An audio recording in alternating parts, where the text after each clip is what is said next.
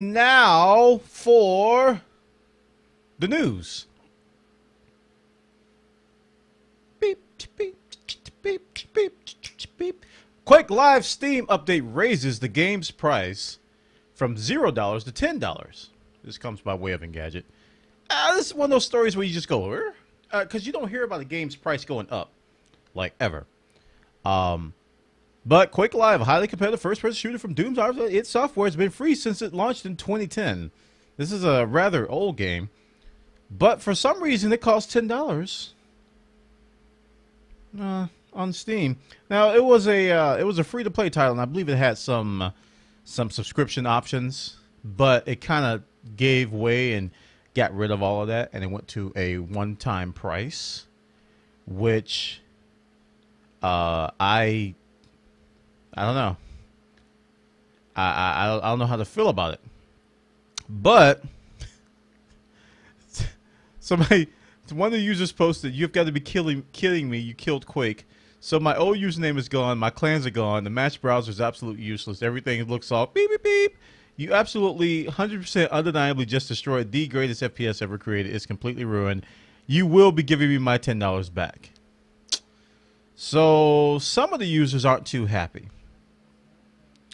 But it does have Steam Workshop support, new UI, new settings, and some other things with the API.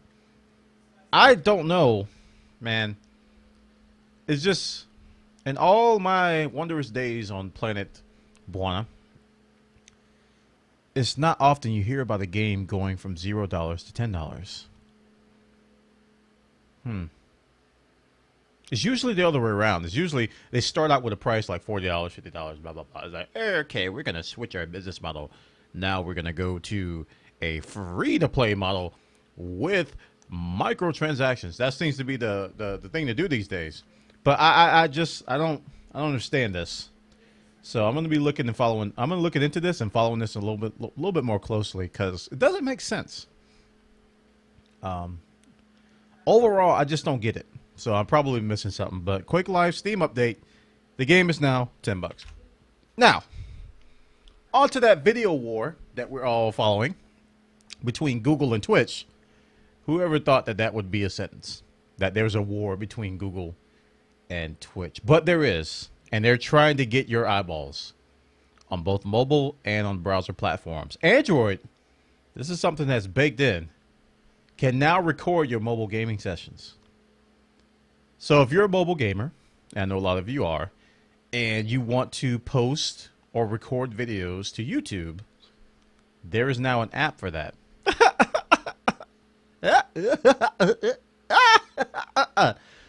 Unless you record 480p or 720p footage from any Android game that supports the Google Play framework. There's the kicker.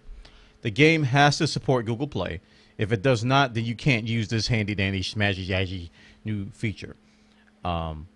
But basically, it is the GPG app is what they're calling it here. You can just start capturing right away. Only US and UK gamers can do it over the next few days, but more countries are coming soon.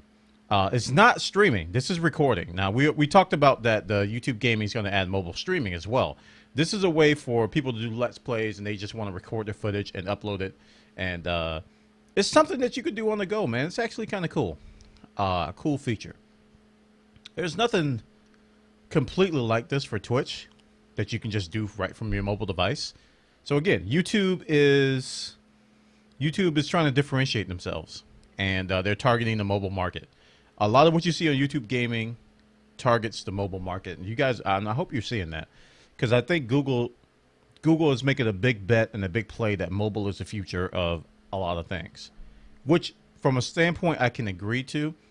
But when you talk about gamers move like an elephant. I mean, they don't switch platforms or switch mindsets very quickly. It's going to take us a lot of years, seasoned gamers, to go completely mobile. A lot of us are still going to have our consoles. A lot of us are still going to have our PCs, and a lot of us still are going to have our Nintendo DSs and Vitas. So, I mean, that's baked into people, a lot of gamers. The mobile gaming market, the Candy Crushers, the Facebook gamers, all the popular games out there, the Angry Birdsers, The Angry Birdsers. That's a big market, but it's not the core gaming market. I'll never agree to that. It's not the core gaming market.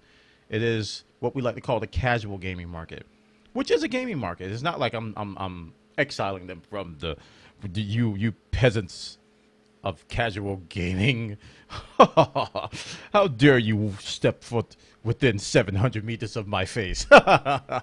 Go back to your Candy Crush land. I hear they have shoots and ladders on mobile. No, I'm not like that. I'm not like gaming royalty or anything, but they're their own casual market. And YouTube and Google is trying to embrace them as much as they can.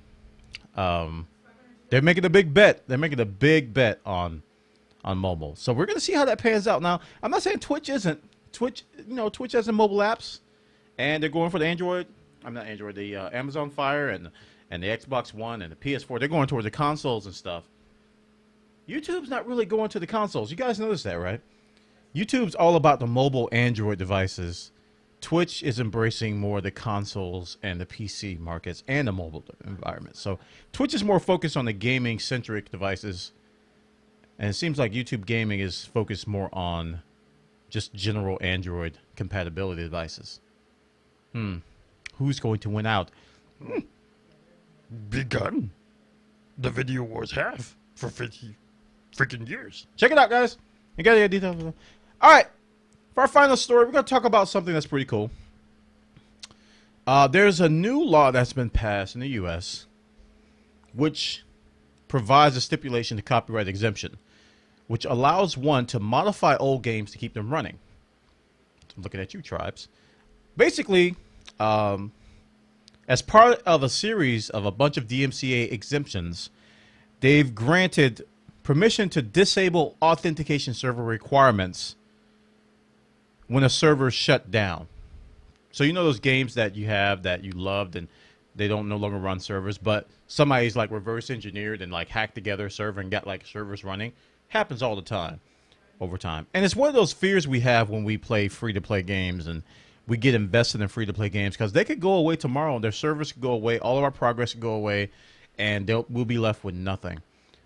Players, especially like the custom WoW server players, they've got a really large following to get their own version of servers just in case the main servers go down. But you know, a lot of people do that just to play the game for free, because there's usually a subscription price associated with connecting to the real servers. So they'll do their homegrown servers behind the guise of, hey, we're doing this just in case. No, you just want to play for free. A lot of people just want to play for free, and that's the bottom line. But apparently, this stipulation requires a lot of red tape. You can't just do it and be like, hey, I'm protected.